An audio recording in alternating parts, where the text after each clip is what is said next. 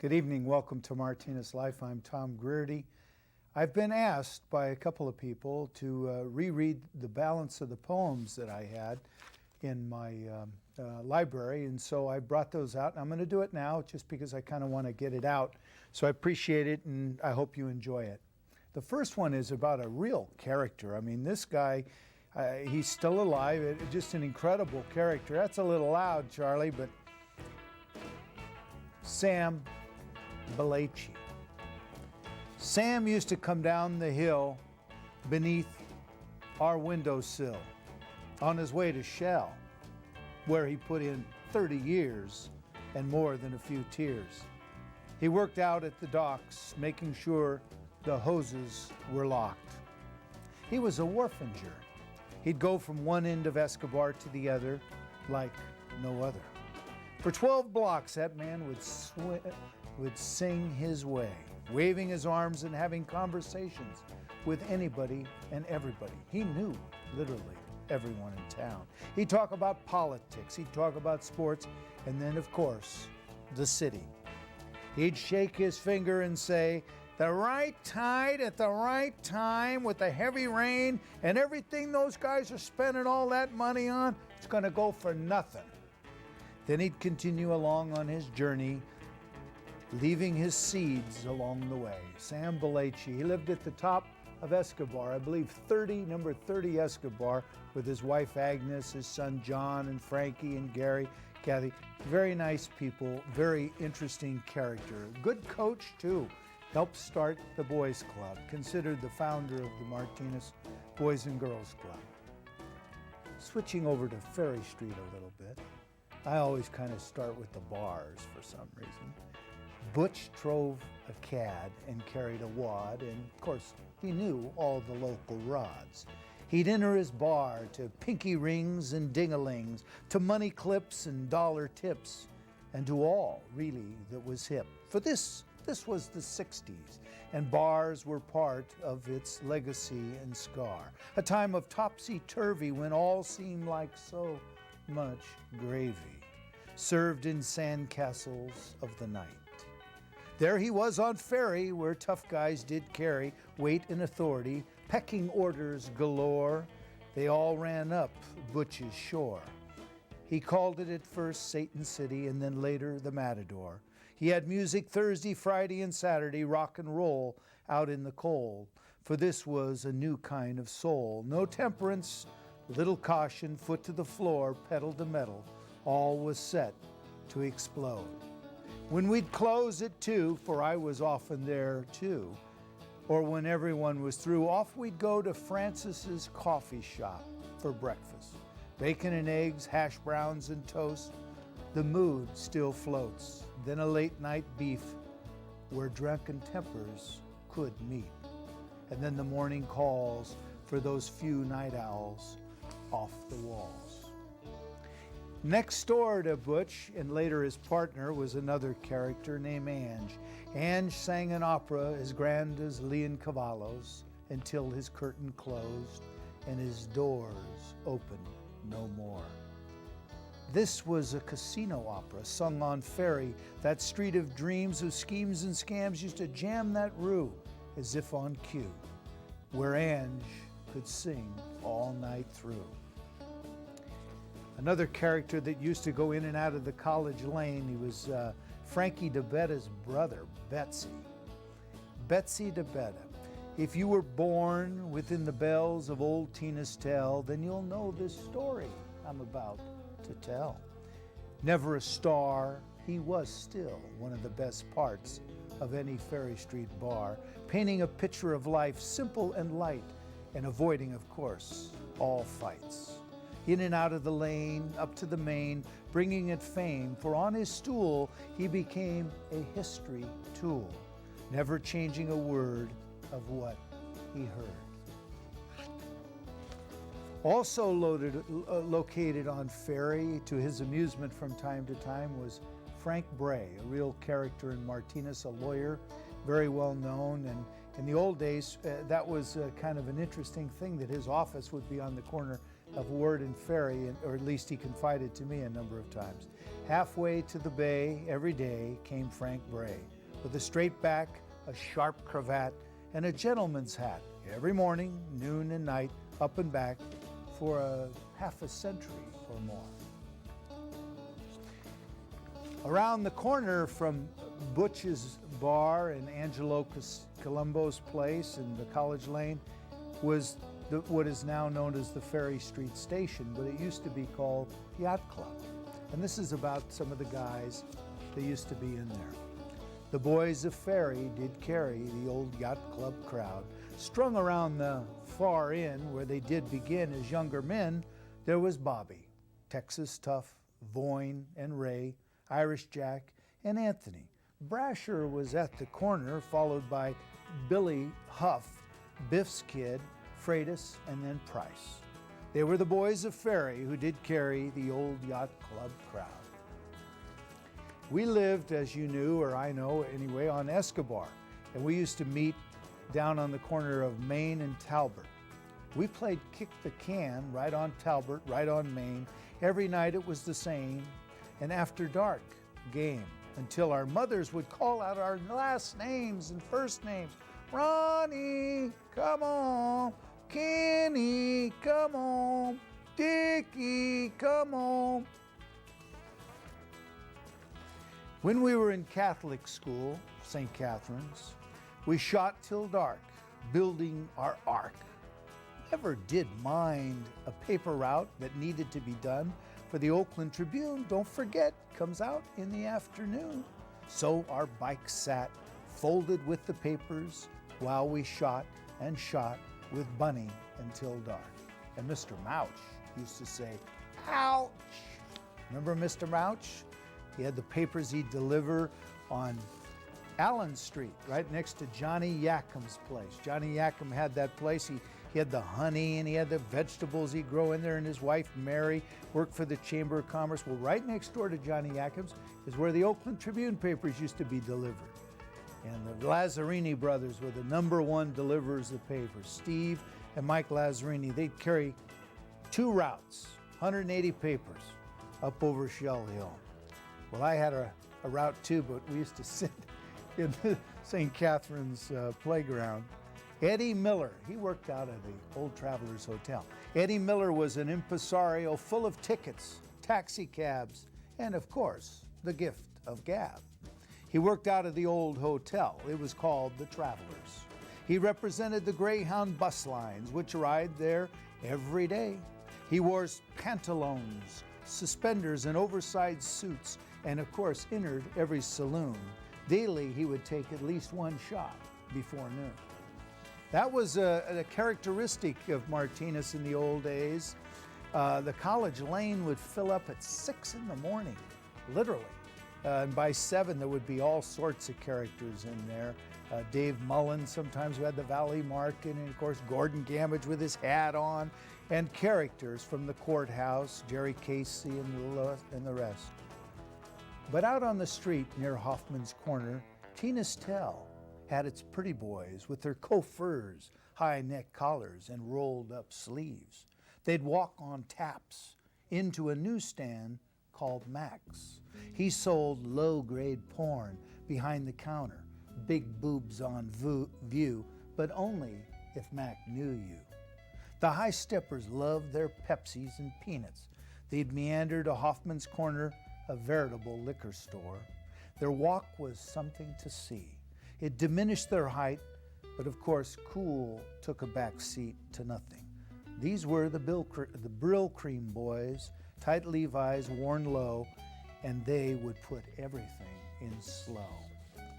Black shoes is what we used to call them, black shoes. There was white shoes and black shoes when I went to Alhambra, and there was a difference. I think the difference was Pacheco Boulevard and Alhambra Avenue and where they were headed. And the black shoes had good guys, good athletes, good tough guys. They generally hung out at Foster Freeze. The white shoes hung out at Winks, which is a good place for breakfast now, but in those days it was a burger joint with kind of a teen hangout. We all hung out there. But before we did that, we had to all say, whether it was black shoes, white shoes, Foster Frieza Winks, say goodbye to pennies in the early and mid-50s, and that wasn't easy. When J.C. Penney's left town, they went to Concord, and we never forgave those whose lives they made. Penny's was on Main Street, the 500 block, a big, stout, thick, heavy building, 2-story and full of brick. So we thought, doggone it, at Concord had played a trick. They had enticed Penny's to get our money, but it was inevitable. Everything was heading south. Even though our minds, we could not be lenient. So before we could forgive, we'd have to forget. Then they used to have the dances when we were in high school. They would have them down at the campfire building on, I believe it's Estudillo Street or Castro Street. Estudillo, I think it is. The slow dancers would romance in tangled arms, sliding along to songs they hoped would live on and on. Brenda Lee, as I recall. Nat King Cole, though, he used to roll in the belly of the lane. Every day he would came, rambling rose, where he goes, nobody knows. The lane was where you could feel no pain, literally. The lane was also where if you came, everybody else, and if everybody else forgot your name, they would remember because it stayed seemingly the same. Ronnie Tura had a Gazette paper route, and I had the Tribune. So our bikes would go down off the top of Pill Hill. We would wind down Arlington, our bikes picking up speed, reaching Talbot. We'd pump hard, our faces to the wind, then shoulders back, heads high, a big smile, for we could feel this was a nice ride. Down along Marina Vista, or the corner of Marina Vista and Barralesso, were the Millers. Very interesting family. Prentice, the father, worked for Bizio carrying cans, and he had another job. He worked for the cannery. And so he had 2 jobs. So we'd be down there a lot, and the oldest boy was named Prentice, and this is just a fun little poem. Prentice was a poet, putting everyone in his soup, saying yum yum as his light bulb mind hummed, talking all the time from the bottom of his light bulb mind. He was really a character, and next door to him was a man married to his grandmother, Ace. Boy, he was a character. Now, Ace used to ride the bike all the time around town. Ace lived next door to the Millers. Ace lived next door with his ear to the floor. He loved the Dodgers, looking for clues on why the Giants would lose. Mays can't hit Koufax, he'd say. Then he'd ride his bike like he was a kid again. Ace loved the Dodgers.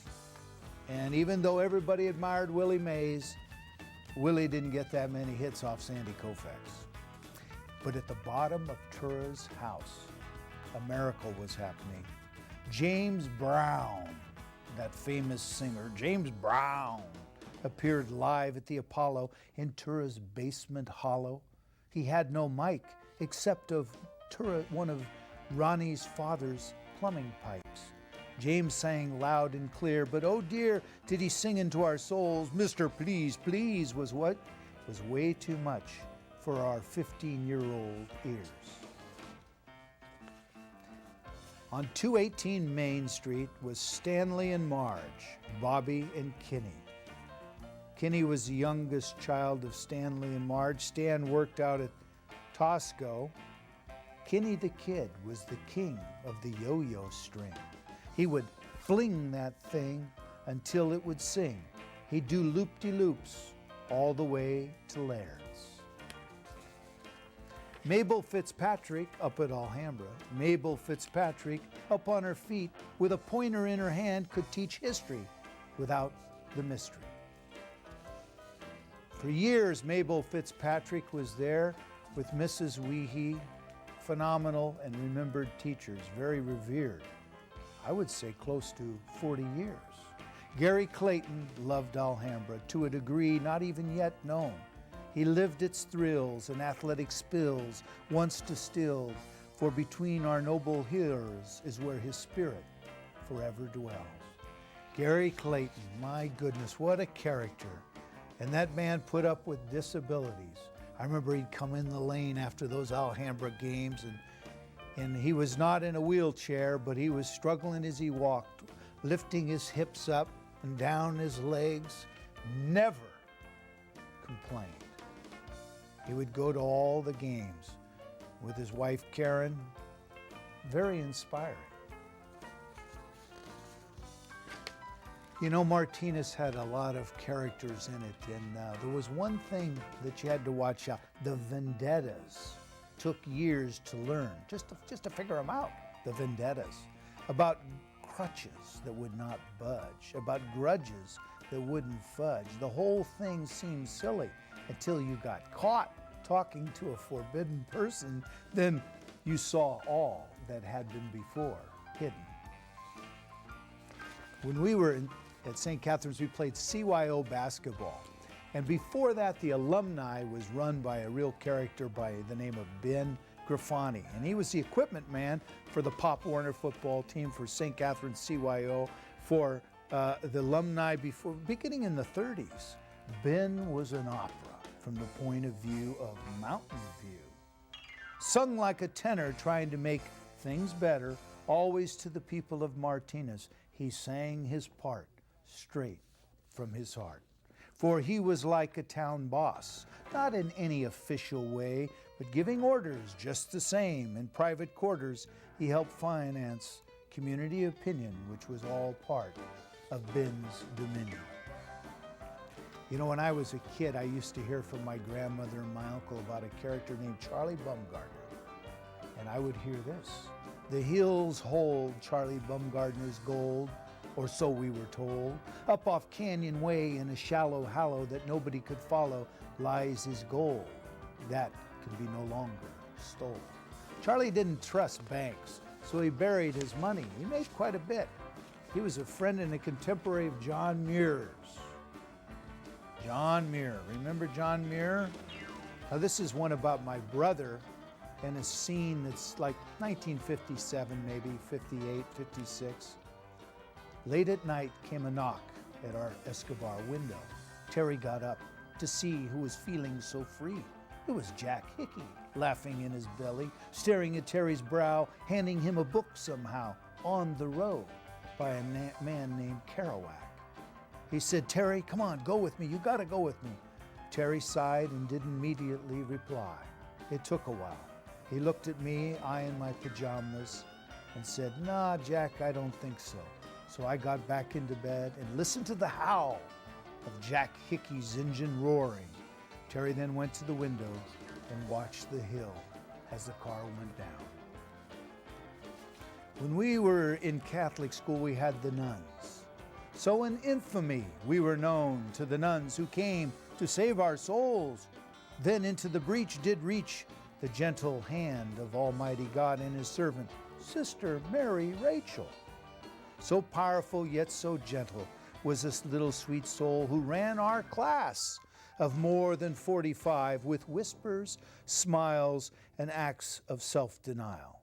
She was our school principal and remains even to this day a vision of the Holy Way. Sister Mary Rachel, now deceased. What a wonderful woman. She had the peekaboo look. But I got to go back to the pool hall. The pimps, punks, and poop butts would strut their stuff in and out of the old pool hall. Then a gentleman would come along, Roland the Wonder. He'd unlock his cue and knock in a few and announce to everyone he was ready. Then he'd spin that cue against his shoe, putting some chalk at the very top. Then this pool shooter cool would knock in a few, showing he was a dude. And if he got hot, he would make every shot. The old B&B pool hall, that used to be right next door to Flaccus's barbershop. Bob Flaccus and his father had the barbershop there, the Sportsman's Barbershop. I went there many times and got my hair cut. Bob sometimes would just bang on the wall right next to the yacht club, and that'd mean next. And one of the guys, most of whom were surveyors, would come over and then Bob'd give him the haircut. Well, on the other side of Bob, on the south side, this was the McMahon-Telfer building properties. That's where the pool hall was at. But anyway, we were the class of '64. Pedal to metal, foot to the floor, came the boys and girls of '64. High steppers, moon dance men, who went to Holy Ghost Hall just before the brawl, and who went to Sylvester Grisby's and cruised Tina's Tell looking for reputations to sell. Yes, indeed, the boys of '64. The boys of '64. We played baseball, CYO, and other kids played Little League. Tony Barlettani coached third when we rounded that curve, waving us on, giving us the green light, calling us champ, champ, whether or not we were out. He followed us throughout our career, watching from the rear. Then up front he'd steer, claiming again, champ, you got it, champ, you got it. Tony was quite a character. Even as a little boy, I was full of religion, most of which I walked away from earlier or later. But the poetry of early morning mass would pass through St. Catherine's stained glass. Then a young altar boy named Angelo Rocco Costanza would cantor the Confiteor, the Confiteor, the Credo. I thought this guy was an angel, this Italian rascal, lighting flickering candles and sneaking unblessed wine. Then he rolled those Latin phrases full of God's praises with a halo on his head. But this prism to me was like a prison, for I was trapped in a language I couldn't understand. Yet the feelings of early morning mass, the poetry that passed, illuminated me in thoughts that still, even now, last. We used to go to San Francisco with my mother.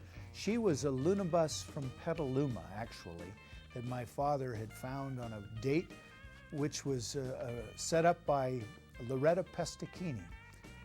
Her husband, Walt, went to St. Mary's with my dad, and Loretta was living at the Siena House in San Francisco, and my mother was an occupant of that while she was studying to be a teacher in San Francisco. My father met her.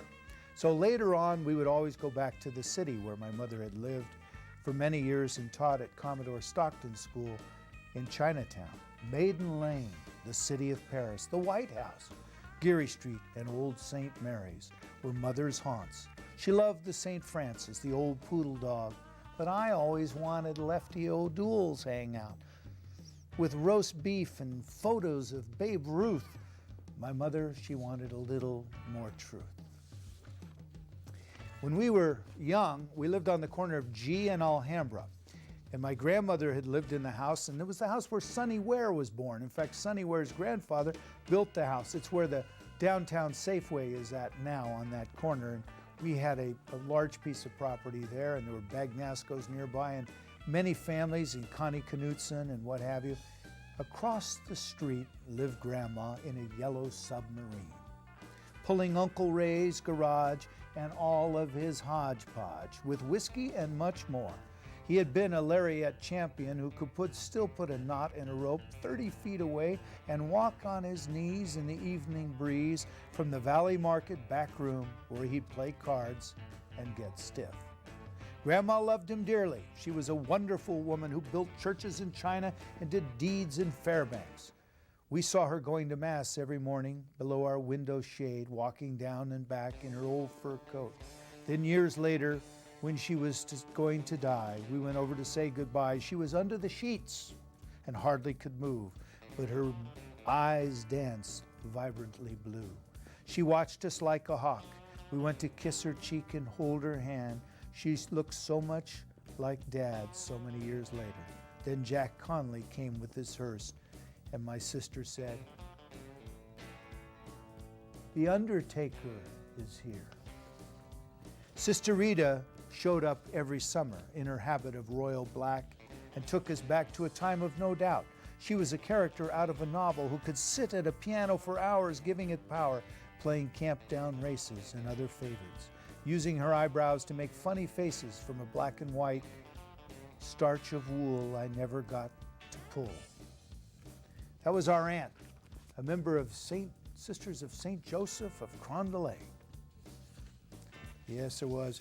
There was a gypsy that read palms and had a strange eye which would highlight her beguiling smile. There was a man with no legs. He'd sit in front of Prados and beg in this way. He'd put a hat upside down with yellow pencils inside. My mother would never walk by when she didn't say hi and put a little money inside. The rain came with the train, and I could still see Dad in the window pane. He was with Andy and Gus. Then he came up and grabbed my grip, hugging me to end my Oregon trip. Mother had been dead now for so many years, yet between us, her memory always brought tears. This is about the guys, few of the guys who went to World War II from Martinez. Martinez gave out hundreds, maybe 800 soldiers to World War II. Out of nowhere, they went everywhere. Small town guys who saw the jungles of the Far East, the sands of Iwo Jima, and the ruins of Rome. They were never the same again, and also we weren't, for they fell in love with the world, a love affair from which we have not yet returned. Big Pete Peters hit Ferry Street well beyond 6 feet. He was tall, kind, full, and full of fun. But Ferry Street could get a man down and get him undone, so it almost occurred. But he lived on, and our lives go on and on. One more, and then I got to close it out. He would let his boat float out upon the bay where fishermen are paid. There he knew how the waves behaved and how nets were laid, for he was reared not far away where the creek cleared its throat and the sand was broke. There, since he was a little boy, he repaired nets and placed bets, always waiting the next sunset. That would be from my experience of going down the old war. One more for old Leo Markey. Leo Markey was a Sharpie, a skillful dancer. Even in his store, he would swing around the counter corner as if in a movie like Gigi or April in Paris. But instead, he was in old Martinez, right on the main, bringing it fame. There he remained the same, doing his art in and out of our heart, with floor-shine shoes and sharp floors. Everything sparkled, for he was a marvel. They tell me I've got to quit. This is enough. That's fine with me. But he who ran the river and slooped the tides and slept with the tides has said at last goodbye. The River King, about whom generations will sing. Chucky was 6 the first time he pulled a big heavy net out in the channel, and when he was 66, he still fought sturgeon in the eternal battle. Good night. We got some more, but we're going close to the end. I got some about McLaughlin here, and Toriyama, and all of the gang. You know, anyway. Okawachi. Mike Hart. Hey. Jeannie.